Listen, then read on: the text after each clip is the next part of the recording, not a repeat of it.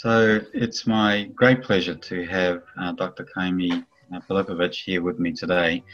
And Ka'imi has such an incredibly diverse range of knowledge which can support people with their concerns around this coronavirus and other matters in general. Ka'imi is a teacher, developer of modalities, an acupuncturist, many areas of expertise. And today he's going to talk about some really novel and useful approaches to the immune support, but other matters as well. And I ask you, Don, just to actually just introduce yourself and a bit of your journey that's taken you up to the point where you feel so confident to talk to people about support of their immune systems. Well, Neil, thanks for having me. First off, sometimes when somebody asks you that question, what's your journey? It's been a long one, so it's hard to know how to totally distill it. But, like many people, I started out not really knowing what I wanted to do. And I got a degree in computer science because I was good at math and it was easy and I had no idea what I wanted to do. So, and it was interesting to a point, and I had one of those blessed events where, when I was only about 6 or 7 years into my computer science career, I actually landed the perfect job. I had the right title, I had a good salary, I had absolute freedom of when I wanted to show up to work. I had interesting work. I had abundant resources. I couldn't ask for any more resources or freedom or respect or anything. And within 2 months I hated it. So, and before it always been something about the work, or I didn't like the situation, or didn't have enough freedom, or didn't have enough resources, or whatever. And this job was absolutely perfect. And I realized, what is it that's wrong? And it's not the job, it's the career. And what I went inside and I realized that I didn't just want to be interfacing with a computer for the rest of my life. I was good at it, I was talented at it, it was kind of fun, but it was like there was no connection. And so I went from doing artificial intelligence research for NASA, well, under contract for NASA anyways, and to going to shiatsu massage school and connecting with people, and I loved it. So, and what was amazing to me, and it was such a change for me because I had that degree in computer science, and both of my parents are PhD chemists, and so I really grew up with a seriously analytical, reductionist worldview, and if you can't measure it in a test tube, it doesn't exist, kind of thing. And yet, I took, after just the first level of training in doing shiatsu, where the idea is with traditional acupressure massage, it's not just about the pressure points. You're actually opening up the flow of energy along the meridians, and then the body tends to regulate itself. And so after I started doing sessions with people, after only about 3 months of training, I continued on with my training, but I started putting myself out there. And I wasn't just working with people for back pain or neck pain or something like that.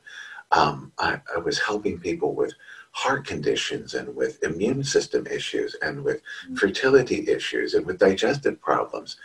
And it's just like, well, wait a minute, the model I grew up in, which was from the 2 PhD chemists, right, was that you need to go to school for umpteen years before you can help people with medical problems. And I had stumbled on to a traditional perspective that is actually grounded in the idea that the body can heal itself as long as the flow of energy, and what I came to understand later is information. So that what we think of as chi, or energy within the meridians, isn't just electrical juice, if you will. It's actually the functional intelligence required to run the body. if you open up that and get that balanced, the body's designed to heal itself. And you know, just working with my hands and doing massage before I did my acupuncture training, and which I've done, and I'm trained in Chinese herbs and lots of other techniques as well, I was getting phenomenal results with difficult medical problems, tapping into the body's enormous potential for healing. But you know what was more important is, you know, it's an often quoted thing that people who go into healing have something in themselves that they need to heal. And I thought that wasn't me, right? So, because physically I was pretty strong. I've always had a fairly good constitution, and, you know, I did outrigger canoe racing in California when I lived there, and in Hawaii when I lived there. That's where I adopted the name Ka'imi. I thought, you know, no, that's not me. And then I realized what was healing for me was my ability to connect to people and to establish a rapport and have them allow me into their healing journey, and to walk with them for an hour on that, and to witness their steps towards healing themselves. And it is such a privilege to be able to share that kind of bond with people. And so, you know, after many years, I realized, oh, I got into this to heal myself spiritually. And, you know, and that was the idea. So I did massage for many years. I went to acupuncture school. I learned herbology and so on. But then I started working more with applied kinesiology techniques, first Touch for Health, and then I did Neuralink, which is developed by a New Zealand osteopath. And then I studied the body talk system about 20 years ago. And I actually taught that for about 10 years. So, so I've taught all over the world in like, I think it's 11 countries now, maybe 8,000 students or so. Over time, though, I realized that, you know, we could improve on that technology. And so my wife and I developed our own healing system, which we call Accunect. And, you know, here's the reasoning behind the name. We made up the name so that we could, you know, own the domain, so to speak, right? So, but, you know, the acu comes from, you know, the idea of drawing on acupuncture theory and that rich tradition of the connection between mind and body. Because that's one of the things that attracted to me, is that there's not a tradition of body doctors and mind doctors. It's just people doctors, right? So people have physical bodies and they have mental, emotional bodies, and they have to be together. So, you know, you need to have that perspective. But the other thing is that one of the root causes, the root cause of all disease in Chinese medicine is actually loss of original nature, right? Well, that's separation from the Tao, is another way of saying that. In maybe more in a Western tradition, that would be feeling like God has abandoned you. You know, it's that idea of separation consciousness and feeling like a victim to circumstance. And what happens is, so that's kind of poetic and like, how does that actually work? But actually, if you've ever studied Western medicine, it makes absolute sense. Because when you feel like you're at the mercy of circumstance and that you have no way to actually find your resources and to rise against the challenge and so on, when you feel like a victim, the emotion you feel is fear. What does fear do? It pushes us into fight or flight nervous system tone, sympathetic nervous system tone. When we're in that fight or flight mode, guess what? Energy to the digestive tract, where we can get nutrients to rebuild our body and to build energy resources so that we're not depleting our reserves, energy to the digestion gets shut down. And, you know, what's really important, given what's going on in the world now, is energy to your immune system gets shut down, right? So, so the last half of Accunect comes from the word connect. And in fact, the first course we teach is called Connect. And because the way we found really works to be able to take anybody entering that weekend course, and at the end of it have them genuinely, truly be able to not only do the work, but to get great results, is that we have to create an experience of spiritual connection within the workshop. And that's what we do.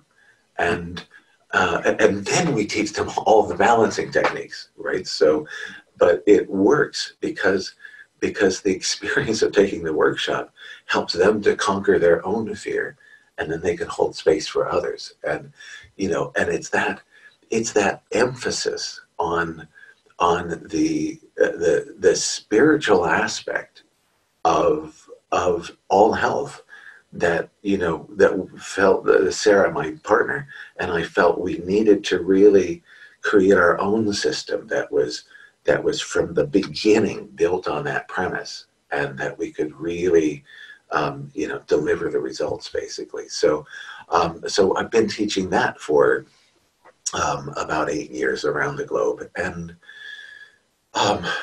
you know, I've been in practice for 30 years, and I've had a lot of experience. I get great results with people, but our students get awesome results too. So we've really landed on something that is, it works. You know, it's teachable, and it works. But the exciting thing about that is that technically we don't do anything. We don't do a treatment. So it's an energy balancing where really we highlight to the person's body mind that, hey, have you looked at this lately? Because I think maybe you got busy, right? So, and when we get busy, and part of that busy might be just watching the news, right? Busy worrying about the world, right?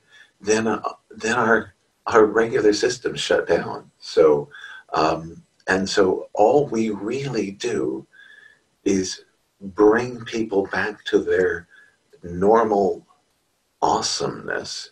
I know that's not a medical term, but you get what I mean, right? So one of my favorite quotes is, when I'm teaching students, is like, no, we're not pushing anything in. We're just getting people back to normal, but normal is awesome. So, yeah. And I don't know, I rambled a little bit, but that's my journey of how I've got to where I am now. So that's perfect. So it's you've already touched upon many things which are, you know, critical to you know, people gaining some type of confidence around, you know, managing a viral infection, or the potential for one, for that matter. And, you know, as you and I talked about, you know, it's not the virus that's really creating the issue. It's the response to the virus that's creating the issue. Right. And, you know, and you're talking about fear, and you're talking about this disempowerment. So like, it's the sense that there's absolutely no power. And so, you know, what I'd like you to do just before we go on to all that stuff, because I'd love to hear, and I'm sure everybody would love to hear actually what you got to say in and around all of that topic. But if you could just talk a little bit, you're in London, and I'm in West Australia, and just if you could just mention, you know, what you're seeing out your door, so like what's happening around the streets, and then if you could talk a little bit particularly from your perspective of actually how you view and interpret what you're seeing out the door. So what's out there, and then, you know, how you're interpreting it. Right. Well, you know, the first thought that comes to mind is what I see, you know, out there in people's reactions, is first off, it's fear. So the news makes it sound terrible. And look, I don't want to minimize the fact that, you know, there are people dying, and you know, that's a real thing. And you know, the epicenter right now is in northern Italy. I've taught in northern Italy, in those areas, and I have friends there, and it's sad. But, you know, at the same time, the whole picture isn't being addressed. And only the, and to some extent, I think this is it's an aspect of the media which must play on an aspect of human nature. You never read in the newspaper, oh, local boy, 12, studies hard, does good on his exam, right? So if we don't get that, that doesn't sell newspapers, right? We get sensationalism is what grabs people's attention. Unfortunately, when that's all that's out there, even though to some extent people have kind of gotten used to it, the answer on the part of the government agencies and the media is generally to up the volume on the scare factors and so on. And look, I get to some degree that they're trying to get compliance with things, and so they feel like they have to shout in order to get, you know, people to take some measures and so on. But you know, normally you go into the supermarkets here and the shelves are abundantly stocked, and now there's nothing on the shelves. There's panic buying. You know, if people do queue up or line up for something, they're standing, you know, 6 feet apart, and you know, and there's sort of like a nervous kind of like, you know, are you 6 feet away? Are you keeping 6 feet away kind of thing? And it's, you know, I still see people going out. We live right near Wimbledon Common, and I still see people going out on the common and going for a walk, which is great, because that's super important for your health, is to get outside and get some fresh air and so on, right? So, but less so. But I do see the fear in many people's eyes, and it's so sad, actually. So, because it's not really, I don't feel it's really warranted to have that level of fear. And what's really sad about it is, you know, what I just talked about a few minutes ago. When we go into that level of fear, we shut down our immune system. So all of the fear that gets put out there ends up being the double-edged sword. Okay, so maybe we limit contact, limit spread a little bit. But as you were saying, gosh, it's not the virus that's the real problem. It's how each person reacts to the virus. Yeah. Does their body respond intelligently, or does it have a meltdown? Now, I know that's not a medical term, but you get what I mean. Does it really go into panic mode, basically? So, and you know, when we buy into the fear, it shuts down our immune system. So that double-edged sword is that you may actually potentially save some people's lives by limiting the speed of transmission and so on, but you're going to damage the health of millions of other people at the same time. So, okay, well, look, that's you know, a remarkably interesting, you know, viewpoint. It mirrors, you know, a lot of my viewpoint as well. So it's fascinating to hear from you, and I'm, you know, deeply appreciative of your honesty around it. And I'm with you. Look, it's an absolute tragedy for the families that are losing people. It's an absolute tragedy, and we can't diminish or, you know, take away from them that suffering. But the cause, you know, the casus belli here is that we really trying to focus on what people can actually do to support themselves so that they don't join that list. And managing this fear seems to be the biggest, you know, one of the biggest issues. And as you say, like the meltdown in the immune system that we see with people, and like, you know, you would see this with all other kinds of viruses all through your life, as I have with my treatment work as well. And it's inevitably an immune system poorly responding. It's inevitable. It's always that case. So, you know, it's just really interesting to hear your approach to that. So,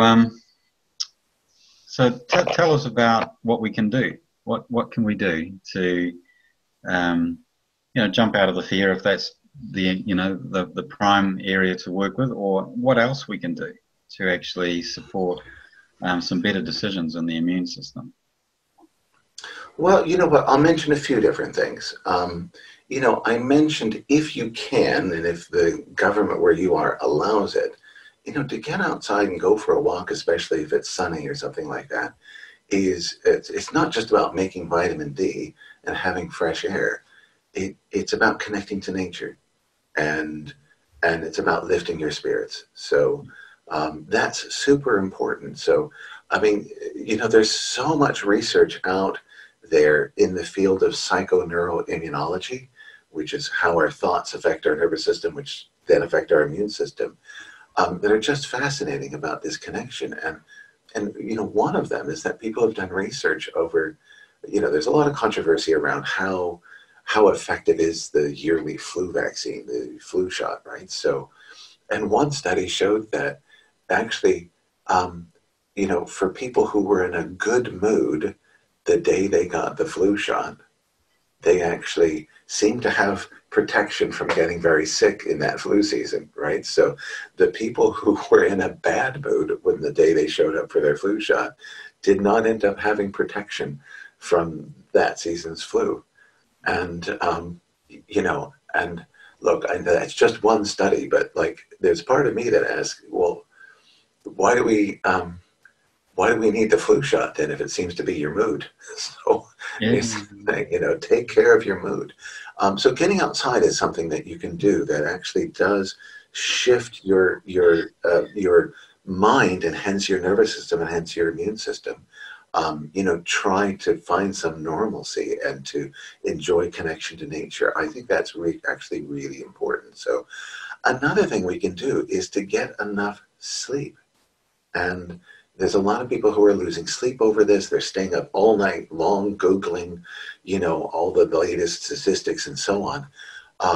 And when you deprive yourself of sleep, you seriously impair your immune system. When you are sleep deprived, your chance of infection, there's been studies on this, your chance of infection goes up by 300%.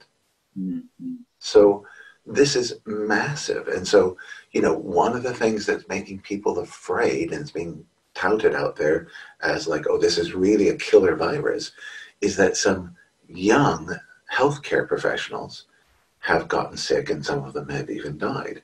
And look, you know, that's sad because they overworked to try to save others. And, you know, wow. So, but the point is they've probably been working around the clock. Sure. And probably not sleeping. Yeah. And, you know, not sleeping for 4 days in a row weakens your immune system to put you right into that vulnerable population like you were 80 years old or something like that. So it's literally that damaging on the immune system. So, you know, so I mean, in terms of everyday things, you know, getting, you know, eating right is important. Don't just eat junk food, because that exacerbates immune issues and it generates inflammation in the body. But, you know, eat healthy, go for a walk, and get enough sleep are like the really practical things. And I actually think, you know, those are more important than waiting until you get sick and then looking for some kind of regimen of supplements to try to combat it. You know, try not to get sick, right? That's the thing. So the other thing is that, and this is what I'm a believer in, it's what I teach, it's what I've seen make a difference in people, is the work that I teach is about trying to shift people's emotions energetically, not just through, oh, don't be afraid. Telling somebody not to worry doesn't work very well. Telling somebody not to be afraid doesn't work very well. At some point, you know, to be truly compassionate, you need to find a way to help them shift their energy state of their mind. We do that through the energy healing work that we teach. And the brilliant thing about it is that we can do it at a distance, because it's working through intention. And so, you know, finding somebody, you can do, we do some courses that are about taking care of yourself. A lot of our courses are about training practitioners and so on. But, you know, finding somebody to get energy balancing, and, you know, I teach Accunect because I think it's like stands on the shoulders of lots of other things. So I really encourage people to check that out. Is one thing. I'm just starting now to meet people's demand and fear. A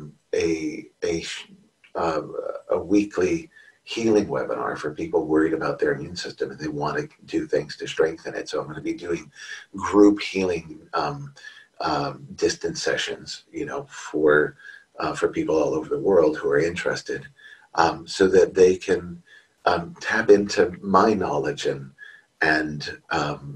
expertise, but not just through my words, but through participating in an energy balancing. And so that's a resource that people could, if they really do want support, they can avail themselves of over the internet. So from wherever they are, they don't have to fly to me, and good thing, because you can't fly right now, right? So, and the other thing, and I do want to mention this because we've got a lot of people contacting us. It's like, they're a hands-on practitioner. They do massage, they do acupuncture, and I've done both of those things. I've got licenses in both of them, right? So, but right now their clients are canceling because they don't want to. You have to be within 6 feet of somebody to do a massage or an acupuncture session on them, right? So, and they're like, well, what can I do? And it's like, well, you know what? You could do what we do is, I used to do massage. I did that for years. I've massaged 10,000 plus people. I believe in it. It's good work. But what I do now is better, and I can do it at a distance. So I used to do acupuncture on people. It works. It's good. I believe in it, right? So, but what I do now is better. So, I'm encouraging people who are either in that situation where they're scrambling to find a way to serve their clients in this new era, to study the course online, because we do have it available online so that people can learn it, and then they can keep serving their patients and their customers. So for that, the other reason though is that Accunect is awesome healthcare. I treat people with all range of conditions, including people who are terminally ill and then recover and so on, and which is amazing, and so do my students. But the best thing about it for us isn't that it's great healthcare. It's that actually practicing Accunect helps people find their own spiritual connection. And the whole way we practice it, the whole way we teach it, it becomes a spiritual journey for people. And that ultimately, if you want to heal from any disease, including immune problems, you need to find your way back to the Tao or back to God. That's the ultimate path. And, every day that I do an Accunect healing session on somebody, it's not just me doing it. We use self-muscle checking to access our intuition, but that's really asking the universe for help, because I don't know all the answers. And every time I get an answer that works, there's a part of me that goes, oh my goodness, the universe is there. God is there for me. And, and it helps to heal that wound of separation just a little bit at a time. So, that's okay. That could help in the short term with this pandemic. I'm going to put that in quotes, right? So, but in the long term, for people interested in really making a change between this idea, am I going to be a victim, or am I going to find my connection and find my power? But, it could be somebody's path. So. Mm-hmm. Oh, that's wonderful to hear, and I certainly would encourage anybody to follow up with what you're talking about. And a good place to start would be to join your your webinar and do all of that stuff. So I there's plenty of ways of entering, and to for people to find their way. And so one thing that you sort of brushed over a couple of times is this whole business of connecting. And my neighbours here, I live in the bush, and my neighbours aren't that close to us. They leaned over the fence and said, you know, how you doing, and all that kind of stuff. We were chatting, and what I realised that we were doing is that we were actually connecting in our little community, so that the community was connecting. And interestingly enough, they're both PhDs as well, so they're well-read people. But they had their heart. From their heart, they actually wanted to make sure that the neighbours were okay. You know, like there was something reasonable happening there. And you know, I think for today, you know, like what's coming out of your talk is obviously this way of connecting with intention and energy and that sort of thing that you're talking about, which is fantastic. You know, like fantastic to be able to do that. Get on the phone to a relative or a friend or you know, even somebody you don't know, but you know, talk to somebody and actually send them some intention around healing. And obviously, if you've got structures and you know, an orderly way of doing it, like you have with Accunect, you know, all the better. But you know, the beginning would be just to connect. This urge to connect, and you know, the communication can actually flow on from that. So that would be the other thing that I keep hearing you saying, but you weren't quite identifying it as being such a healing thing, you know. But it's healing for the neighbour, and you know, check out if there's any vulnerable people anywhere near you, and just, you know, do that. So that's what my neighbours taught me today. Yeah, well, absolutely, and that's such an important point, Neil. Is that it's connecting, and it's connecting in a positive way, right? Yeah. So, and I think, you know, I mean, I have had so many students that, like, when we teach the course over a weekend, you know, they come back like on Sunday morning or whatever, and I say, hey, you know, raise your hand, tell me a story. He said, well, I went home last night, and I called up, you know, my daughter who lives in another city, and asked how she was doing, and she was having some issues. And so I did a balancing on her over the phone. And, you know, this is like they haven't even finished the class yet. And she really felt it, and she felt better and everything. And she really thanked me and so on. And it's like, you know, it's so empowering. But, you know, like, how many times do you call up and talk to somebody, and all that ends up happening is complaining about your lives? That's right. How terrible it is. Yeah. Right.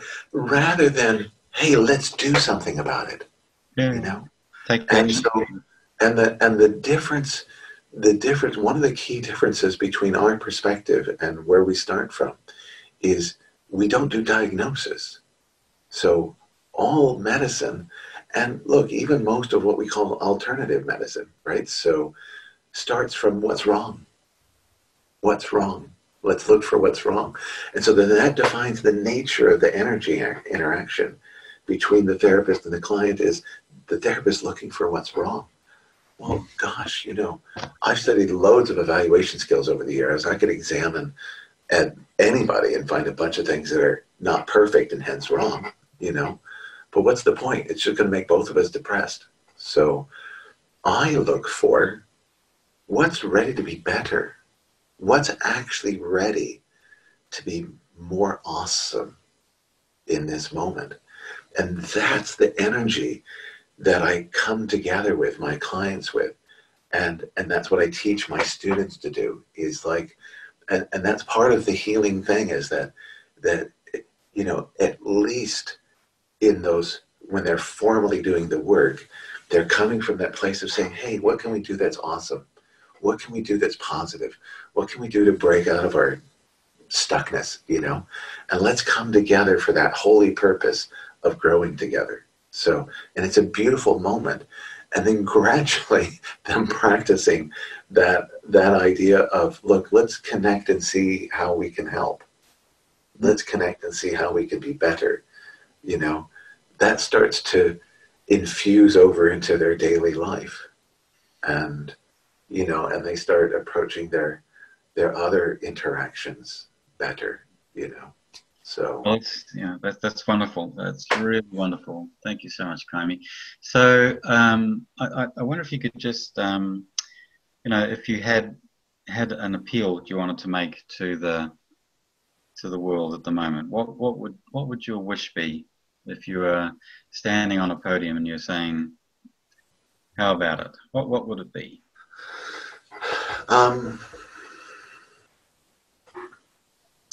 Well, as an introduction, you know, I don't recommend people spend a lot of time looking at the news, because it's going to just be depressing. And you know, most people actually don't know how to read statistics to see what's actually really going on there. They don't go look at the raw data, which is what I do, you know, because I don't want to get somebody else's interpretation of it. I want to actually look at the numbers. So, and when you look at the numbers, you know, as we've talked about, in this current crisis, the people who are really suffering from this illness have serious complications of some form or another, either identified diseases, or they've been overworking and not sleeping, or they're really caught up in the fear of it. And that idea of being caught up in the fear is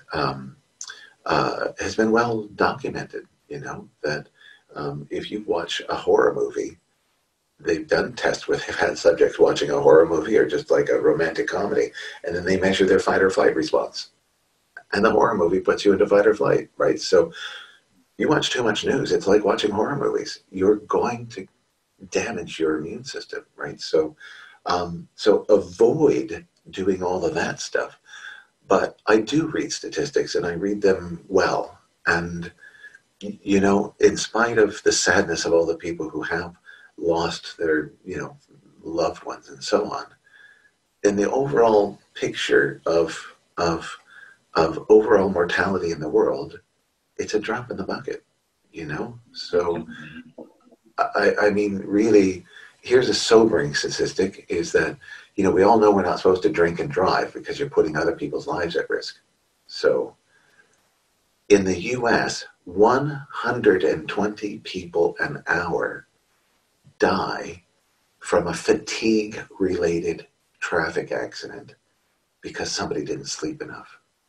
You add that up, that's 3,000 people a day dying because people didn't take care of themselves and sleep enough, right? So the number of deaths from this one virus is literally a drop in the bucket compared to that. So that's perspective on that.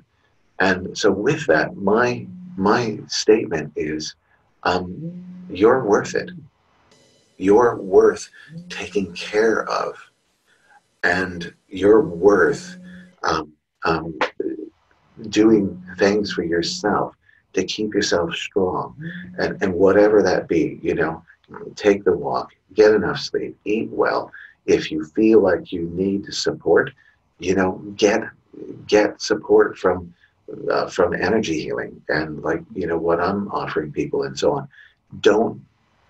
Don't suffer on your own in your fear.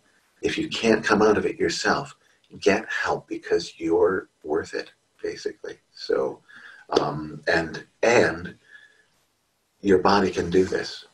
So.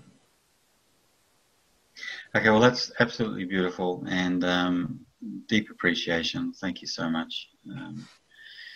And we'll have links attached to this video that people will be able to make connection with you and find out about your courses and the you know, this wonderful online community that you've got running with these weekly healings and so on. And I urge people to take advantage of this type of work. Being able to, this is my own impression, so from my own heart, is that if you're able to actually reach into a community and actually sense the support that's actually sitting inside a community along the lines of what you're doing with this, you know, joint healing work, it's second to none. It's absolutely second to none. So I absolutely urge people to take advantage of that. And look, I can't wait to see what other new stuff you come up with over the coming days and weeks and months and years. So, you know, all power to your arm, you know, Ka'imi. So all power to your arm. Thank you. Neil, thank you very much. And we are going to be coming out with things because we really want to serve the world. I do think that there's there's an opportunity here. There's a crisis, but there's also an opportunity, and for people to rise above that victimhood and make a difference. And we want to do our part to reach out there and help people do that if they're ready. So wonderful. Thank you so much. Okay. Take care. Thank you.